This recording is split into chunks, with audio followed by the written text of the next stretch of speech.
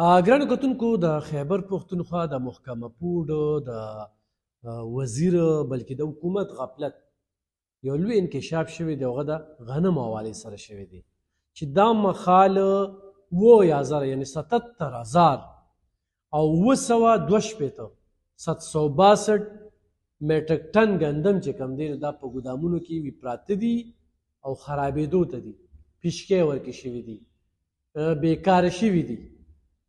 نو دا یو ډېر لوی خبر چې کوم دی نو د مخې نه تېرېږي او دوی وایي چې د دغه دستاویزاتو مطابق چې کوم دی نو دا د پاسکو نه د دې خریداري شوې وه او د دې مالیت چې کوم دی نو تقریبا 11 ارب روپۍ دی. ګرانو کتونکو په دغه صوبه کې یو شمېر د غفلت خبرې مخې ته راځي. هغه د پاڼه چینار خبره کېږي، هغه د کورمه خبره کېږي، هغه د مذاکراتو خبره کېږي.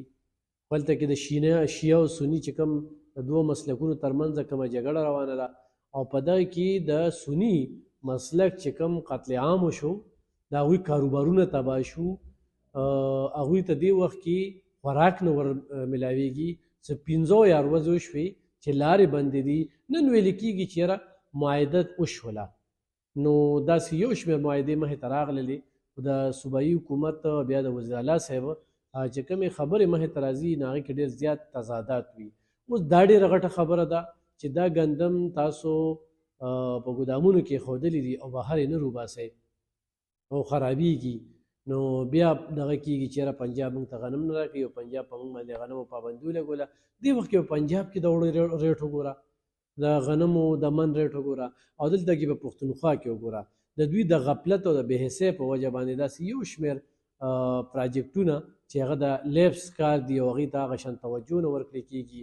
لکه موږ به په دې صوبه کې د بي آر ټي دا پراجیکټ وګورو چې دا تر اوسه مکمل نه شو. د پرویز خټک حکومت هم ختم شو، د محمود خان حکومت هم ختم شو او دا بل حکومت هم ختم شي، خو د پښتونخوا بي آر ټي چې کومه ده نو هغه مکمل نه شو. دا تاسو ته پته وي چې مکمل نه شوه. نو ګرانو کتونکو دا یو ډېر لوی خبر چې دې وخت کې د غنمو دغه ضایع کېږي او خرابېږي او دې طرف ته توجه پکار ده او پکار ده چې صوبایي حکومت په دې خپله صوبه باندې توجه ورکړي. الیامین ګنډاپور صاحب تا ته خو ډېر ښه چانس دی. کارکنان دلته بوتلل پرېښول، کارکنان دلته ګرفتار شو، کارکنان دې وخت کې په جیلونو کې دي، مشري یعنې لیډ یې تا کو او دلته کې چې کوم دی نو ته دې صوبې ته هم توجه نه ورکوې. تا ته خو مقدر کوي، چانس درکوي، کمپرومایز سړی. دې وخت کې نه د بجلۍ د لوډ شیډنګ دوی خبره کوي، نه د ګیس د لوډ شیډنګ خبره کوي. دا دی په 2019-20 کې چې کوم دی د ګیس کنیکشن یې د عمران خان صاحب په وخت کې بندي شوي دي، تر دې وخته پورې چا کنیکشن ونه لګو. نو دې طرف ته توجه پکار ده، په دې مسلو باندې کار کول پکار دي.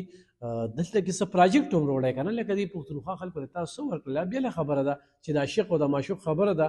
د دې خلکو څه نظریه نشته، سوچ یې نشته، ترقي نه غواړي، سوکالي نه غواړي، امن نه غواړي، بدامني دلته کې زیات روانه ده. پرون چې ډي جي آی اس پي آر په خپلو پریس کانفرنس کې کومه خبره کړې ده چې په کوم ځای کې ترقي نه وي، سوکالي نه وي، صحت نه وي، تعلیم نه وي، هلته به ترهګري زیاتېږي. نو زه دې سیاستدانانو ته یم چې په خپلو پالیسو باندې نظرثاني وکړي، د خپلو مفادو لپاره لګیا یې. ټول یادو د عوامو د مفاد دپاره نه او بیا عوامو ته چې کوم دی نو پوج مخې ته کې.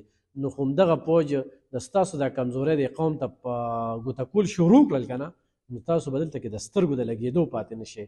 د کرپشن بازار تاسو ګرم کړی په هره محکمه کې چې کوم دین ښه لوټ مار هم روان کړی د خپل ځان دپاره، د قام دپاره هېڅ هم نه کوئ او دا ساده قام دی، دا هم چې کوم دی نو دوکه کېږي. نو ګرانو کتونکو دغه ویډیو سره شیر کړئ.